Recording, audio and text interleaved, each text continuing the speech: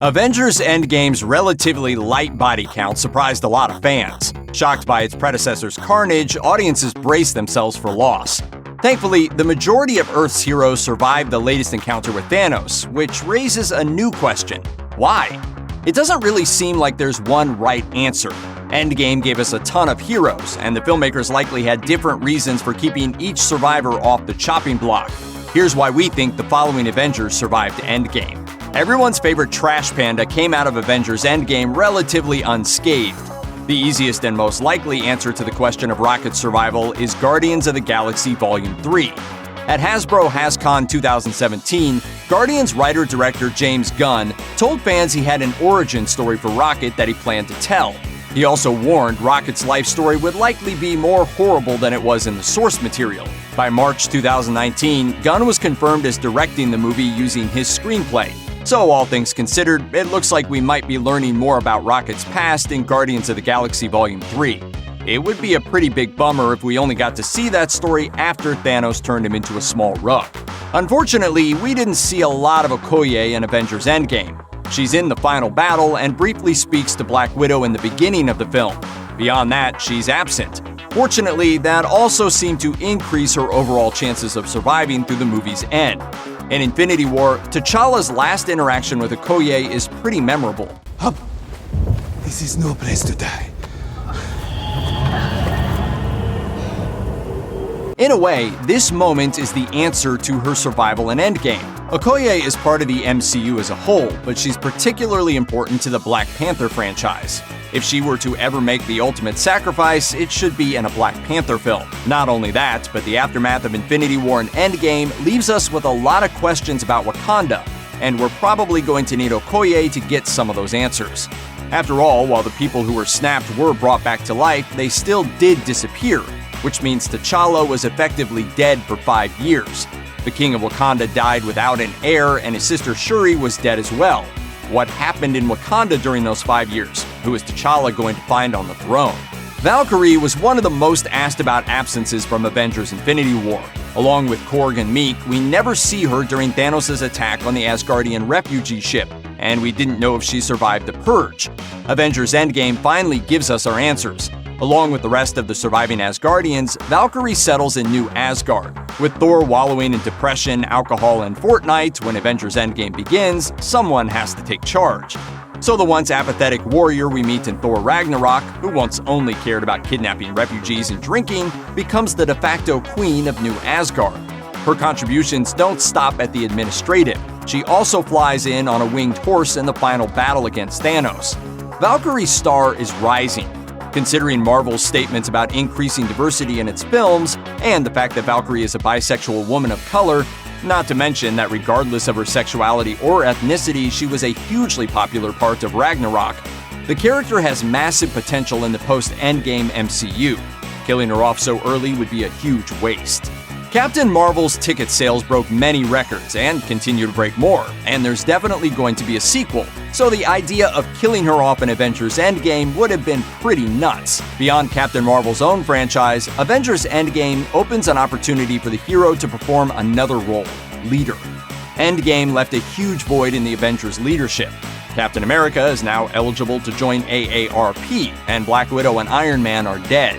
If the Avengers are going to move forward, they'll need a new leader, and those are shoes that Carol Danvers has filled in the comics. We're pretty certain the big screen version could do the same. Thor was another hero a lot of fans guessed was going to get the axe. His entire family is dead, his hammer got shattered, his people are practically extinct, and his home exploded. We can rebuild this place. It will become a haven for all peoples and aliens of the universe. Why wouldn't the Thunder God make another suicide run at Thanos? What does he have to live for? Well, for one thing, better movies. Taika Waititi's Thor Ragnarok revived the whole Thor franchise. Before that, Chris Hemsworth had apparently grown bored with the character. But now, the sky's the limit, which is exactly where Thor is headed. He hops aboard the Benatar toward the end of Endgame to join the Guardians of the Galaxy. So does this mean we should expect Thor to be part of Guardians of the Galaxy Volume 3? Or is what he said to Valkyrie true? Are the Guardians just giving him a ride? Maybe to another Waititi-directed Thor film? Or is this the last time we should expect to see the Odinson outside the comics?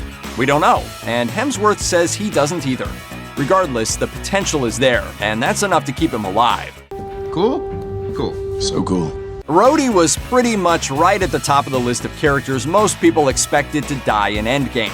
He's a sidekick, he had a shot at a solo film that never materialized, his superhero name is one of the least family-friendly titles you could think of. War Machine was a little too aggressive, alright? This sends a better message. And to top it all off, Thanos did kill him in the comics, and not that long ago. During an ill-fated assault on the Mad Titan in 2016's Civil War II, Thanos put his fist through War Machine's chest. If you're not a comics reader but you saw Endgame with friends who are Marvel comic fans, you can bet they were worried when Thanos headed for Morag while Rhodey and Nebula were there trying to get the Power Stone. All of that is precisely why Rhodey survives Endgame. During the span of the 4 films they've directed for Marvel Studios, Joe and Anthony Russo have proven their mastery at going against expectation. They're not going to kill Rhodey when everyone is thinking they're going to kill Rhodey. Considering what we've seen from them, they probably put Rhodey on the Morag team because they knew fans would be seeing skulls as soon as Thanos set course for the Rock. Nebula's survival was one of the most surprising outcomes of Endgame. She has a hack-first, think-later attitude that never serves her well against her powerful father. She's impulsive, damaged, and suffers a well of endless rage. I thought you were the biggest sadist in the galaxy. That was when Daddy was paying my bills. In Guardians of the Galaxy Volume 2, she flies a spaceship into a cavern while trying to kill Gamora, and keeps going even after the wings break off. If there's one thing the Hulk teaches us in the opening scene of Infinity War, it's that your head better pack as much of a punch as your fists if you're going after Thanos. All in all, Nebula seemed doomed from the start. But she survives Endgame. At least the Nebula of the present survives. Her past self gets a hole in her chest.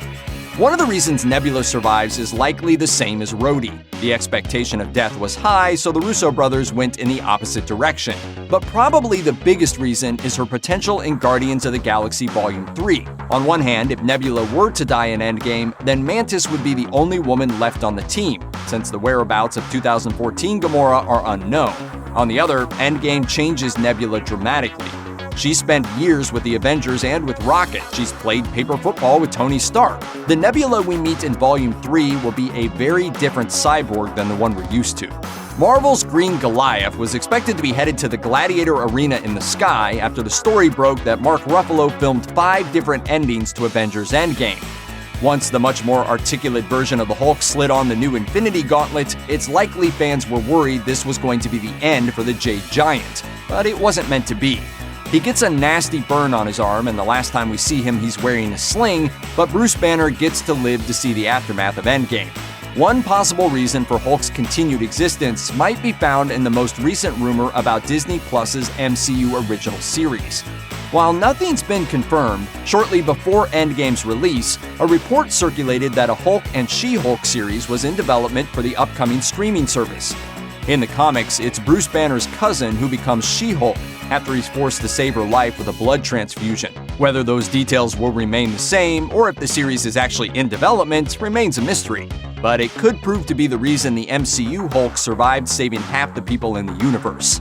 Things look really bad for Cap in Endgame. Once Thanos starts shredding his shield with that huge double sword, it seems like he's finally going to get to visit Peggy Carter and the Howling Commandos in the USO show in the sky. Now, Chris Evans' contract is up, and if there's an unwritten code of comic book law somewhere, one of those rules is that when Cap's shield breaks, all bets are off. Thankfully for Cap, Peggy, and all of us, Steve is still with us, though he's a bit older. Once the big final battle is over, Cap uses his assignment to return the Infinity Stones to their rightful places in the timeline to also return to the love of his life, Peggy. An aged Steve Rogers hands off his shield to Sam Wilson, and so ends the saga of the MCU's original Captain America. It's almost unthinkable to end Cap's journey any other way. To simply kill him, even in some glorious heroic manner, isn't enough. Just as Tony Stark deserves his rest, Steve Rogers deserves the chance to live a full life and finally get that dance with Peggy. Figured I'd wait. For what? Right partner. And with 2 other founding MCU Avengers dying in Endgame, we needed at least one to get a happier ending. The only thing Hawkeye does better than shoot arrows is fool audiences about who's going to die. In a 2016 interview, Aaron Taylor Johnson, who played Quicksilver in Avengers Age of Ultron, said that one of the reasons his character dies saving Hawkeye is that director Joss Whedon was playing with the widespread belief that Hawkeye would die in the sequel. Directors Joe and Anthony Russo seem to use a similar strategy for Avengers Endgame. Hawkeye and Black Widow are tasked with getting the Soul Stone, meaning one of them must sacrifice themselves for it. Hawkeye seems the perfect choice. With his despair about the horrific things he's done since the Purge, he barely seems like a candidate for a happy ending. Instead, it's Black Widow who dies for the stone. Hawkeye also survives because he has more work to do. In early April 2019, Variety reported that a series featuring Hawkeye was in development for the upcoming Disney Plus streaming service. That's likely not the biggest reason, though. After all, Black Widow has an upcoming film, and neither Vision nor Loki receive Endgame resurrections, despite similar upcoming Disney Plus series. Perhaps the chief reason Hawkeye survives is his family. For his wife and children to be resurrected at the end without Clint to welcome them would be too tragic a note for a story already rife with grief.